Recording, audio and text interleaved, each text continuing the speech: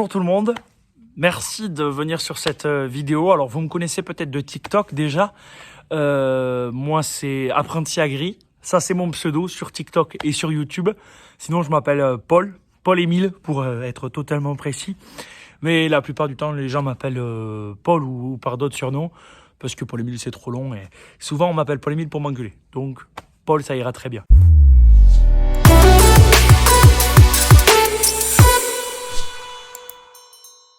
Donc pour vous expliquer un petit peu qu'est-ce que je fais là, qu'est-ce que je fais sur YouTube, je ne prétends pas être encore un agri-youtubeur ou un agri-tiktoker, en tout cas j'essaie de vous faire vivre le métier.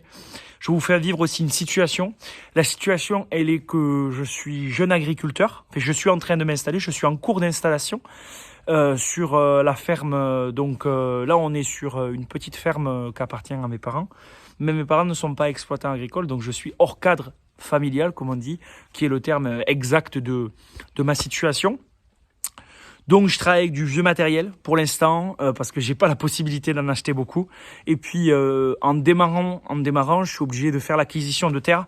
Donc c'est moins facile à s'installer, c'est moins facile pour attaquer une activité agricole. Donc moi je fais sur la ferme, on fait très peu d'élevage. Pour l'instant, on est voué à faire très peu d'élevage. Nous, on fait de l'élevage de chevaux. Donc, les poulinières vont arriver sûrement l'année prochaine, après mon installation. Quand l'installation sera acquise, là, je suis en pré-installation, comme ils appellent. C'est-à-dire que je suis en train de me tester et tester un petit peu la fiabilité de la ferme avant de m'installer. Et donc, du coup, la fiabilité de la ferme, on a pu la tester, on a pu le voir avec des spécialistes. Et normalement, c'est viable. Donc, sur la ferme, le gros de l'activité, c'est de la céréale. Donc, on fait de la céréale sur 16 hectares. Après, on fait du maraîchage sur un demi-hectare. Après, on fait également, je dis on parce que c'est vrai que j'ai des coups de main d'aide familiaux, que ça soit ma mère ou mon frère par exemple, ou même ma sœur. Donc, du coup, ils m'aident à me développer. C'est vrai que, puis même, vous allez dire, je vais vous dire, même mon père, il s'est mis à ramasser du foin cette année, donc du coup, voilà. Là, on est dans l'hangar principal, où en fait, on stocke du fourrage et également des machines. On peut le voir, il y a la presse au fond et il y a un petit plateau dessus. Les tracteurs, vous allez le voir, ça sera le sujet de la prochaine vidéo. On fera des épandages de fumier. Donc avec les tracteurs, je vais aller vous les présenter dans quelques instants. Pour parler un peu plus de moi, c'est vrai que c'est compliqué de s'installer dans l'agricole. C'est vrai qu'on aura le temps d'en discuter pendant les vidéos. On aura le temps de discuter pendant les commentaires. Dans les commentaires, vous allez pouvoir me donner votre avis. Vous aussi, si vous êtes hors cadre familial, comment vous avez fait. Moi, personnellement, alors j'adore l'élevage de chevaux. C'est mon truc depuis très longtemps. C'est vrai que l'élevage en général, même l'élevage de ruminants, était mon truc. Surtout, moi, j'ai été formé en bovin viande, c'est-à-dire donc de la vache. Donc on faisait du bœuf, du veau. On faisait plein de choses pour pouvoir développer la viande. Donc chez mes anciens patrons, j'ai de l'expérience, mais j'ai pas énormément d'expérience, surtout en tant que chef d'exploitation. On le voit pas souvent, et ça c'est la face cachée. Et moi, je vais essayer de vous le montrer aussi par la même occasion, tout en gardant la confidentialité de la société, parce que forcément, il y a quand même la possibilité de vous montrer des chiffres, mais peut-être pas tous quand même.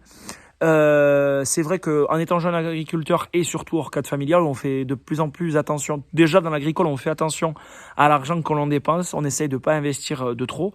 Et du coup, moi, ça sera le cas, mais ça sera le cas encore plus. C'est beaucoup du vieux matériel qui fonctionne, mais c'est du vieux matériel, c'est-à-dire avec des problèmes. Vous allez le voir dans la prochaine vidéo, parce qu'on est en train de... Pour tout vous dire, je suis en train de la tourner en même temps que cette vidéo-là.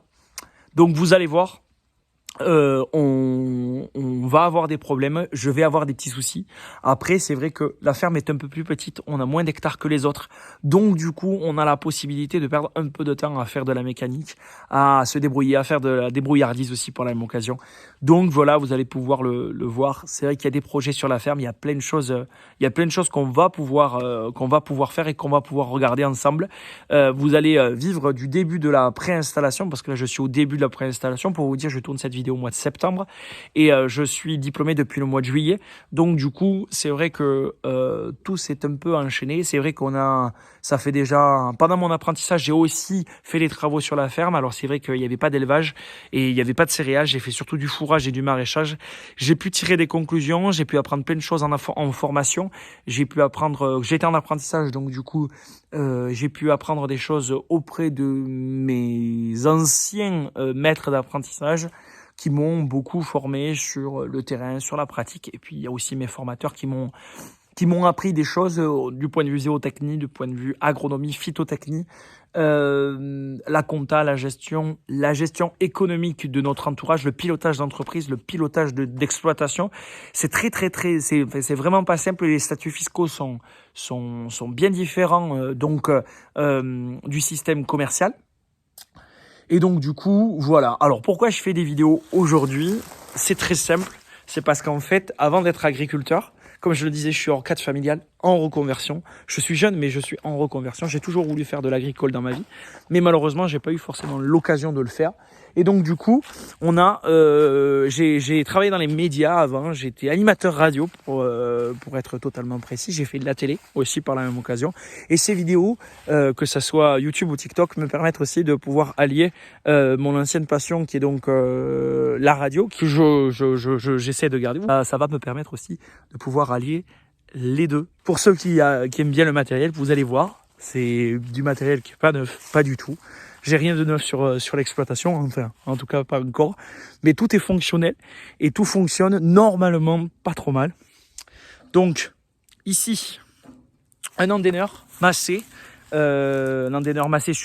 fait 2,80 m, construit par la marque Kuhn, son petit frère de la marque Kuhn, qui fait 2,80 m aussi. C'est exactement les mêmes, sauf qu'il y en a un, il y a marqué massé, et l'autre, il y a marqué Kuhn, c'est exactement les mêmes. Là, on a une pirouette de toupie, qui me sert aussi par la même occasion. Deux toupies massées, construit par Kuhn. Et là, il y a une pirouette 4 toupies Kuhn. Juste là, mon rouleau que je suis en train de pétasser. La faucheuse en 1,60. C'est vrai que c'est assez petit, mais ça me permet d'aller faire des petits prêts que l'on me donne un peu partout. Après, sinon, mes disques, des chômeurs à disques.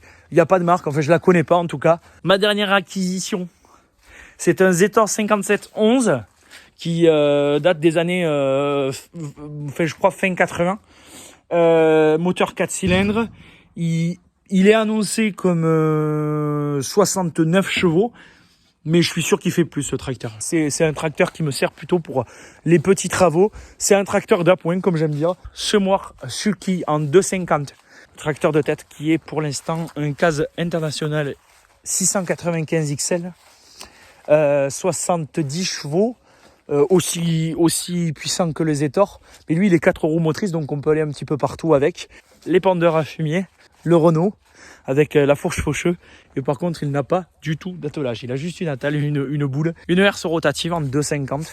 Là, un cultivateur à dents, l'épandeur à engrais, Vicon. Sur cette ferme il manque un broyeur, parce que pour l'instant j'en ai pas trouvé qui me convenait. En termes de tarifs, en termes d'utilisation. Là, c'est un plateau où j'y mets des petites balles. On y met 3 balles rondes à peu près. Sinon, on met des petites balles. Et du coup, la presse, John Deere 221, c'est une folie. C'est une folie cette presse. Je l'ai trouvée d'occasion et c'est une folie. Franchement, elle est trop bien, super bien réglée. Je sais que c'est beaucoup recherché. Alors c'est vrai qu'elle est très ancienne, il n'y a pas de vis, c'est des rameneurs, c'est pas une vis sans fin qui ramène le foin à l'intérieur du canal. Canal 50 et bien sûr le groupeur qui me permet de mettre 4 ou 5 balles, ça dépend du temps. Alors pour vous situer, moi j'habite dans le Tarn, alors je vous dirai pas exactement où, parce que derrière il y a quand même une certaine confidentialité. Je peux même vous dire le nom de la commune. On est sur la commune de l'Abbé-Saunier, mais après je peux pas vous dire exactement où je suis. Je peux pas vous donner mon adresse non plus. On arrive dans le bâtiment de stockage où on a le fourrage de l'année. Voilà. Là, ça c'est du Regra d'Italie. Vous allez me dire, c'est de la paille. Oui. Alors, les chevaux, c'est pas comme les ruminants. Les chevaux ont besoin de moins de nutriments, moins de protéines, moins d'énergie dans le fourrage. Je vais vous expliquer pourquoi. Tout simplement parce que déjà, ce n'est pas des ruminants. Ce sont des monogastriques, c'est-à-dire qu'ils ont un seul estomac. Si vous voulez que je vous fasse une vidéo du point de vue de la digestion du cheval par rapport à la vache ou à la brebis, ben n'hésitez pas, il n'y a pas de souci. Je vous en ferai une et je vous expliquerai en détail en termes techniques. J'ai été formé j'ai travaillé donc dans les chevaux ou dans les ruminants, donc je pourrais vous expliquer tout en détail. En termes de fourrage, on a rentré pas mal de fourrage de régras. On en a rentré 500 petites bottes comme ça, qui font à peu près entre 10 et 15 kilos, ça dépend. Plutôt 10 que 15, mais voilà, donc c'est plutôt pas mal. Après, on a rentré du foin de prairie, comme ça.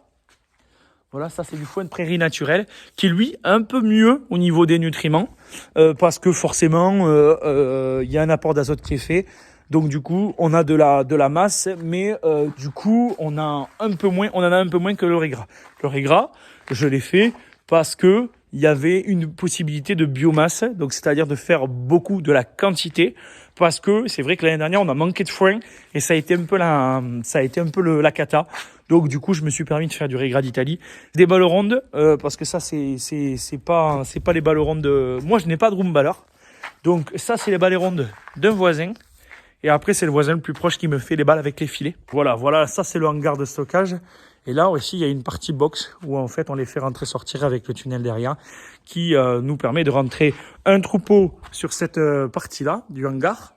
Et après, là, on cloisonne entre le hangar et le tunnel et on met un deuxième troupeau avec une parcelle de là. Et là, ils n'ont plus qu'à sortir direction le pré qui fait à peu près 2 hectares, une parcelle en pente là, où on met les chevaux là-bas. Et là, on a pas mal je crois qu'on en a rentré plus de 50. Donc du coup là, on est plutôt tranquille en termes de fourrage pour cette année.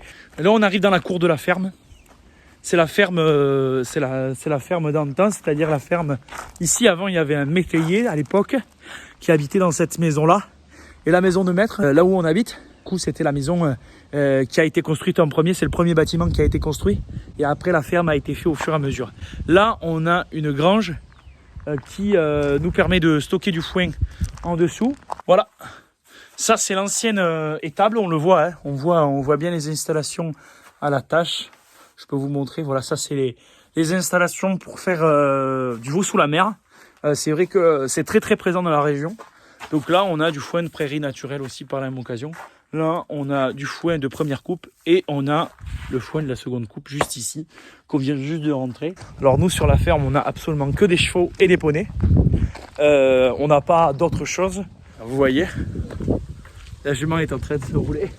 Ce matin, ils m'ont levé à 6h30 parce que ces messieurs dames ont décidé de se barrer et de sauter la clôture. Voilà, le petit poulidou. Voilà. Moonlight Cambon, YouTube, Moonlight Cambon. Sa mère et la dame de compagnie. C'est un cheval à la retraite que l'on garde et qui nous permet aussi de faire dame de compagnie pour sa mère. C'est vrai qu'on est au tout début de tout ça. Vous me suivez sur TikTok et j'espère que ces vidéos YouTube vont vous plaire. On va essayer de faire des vidéos format 20 minutes où je vais essayer de vous montrer des choses. La vie à la ferme. Je joue aussi à Farming Simulator, donc pourquoi pas aussi faire un petit peu de farming voilà, pendant l'hiver quand on a 5 minutes. Donc voilà, je vais vous amener faire des semis aussi, les semis de céréales qui n'ont pas encore commencé. On n'a pas encore travaillé les champs parce qu'il faisait très très sec.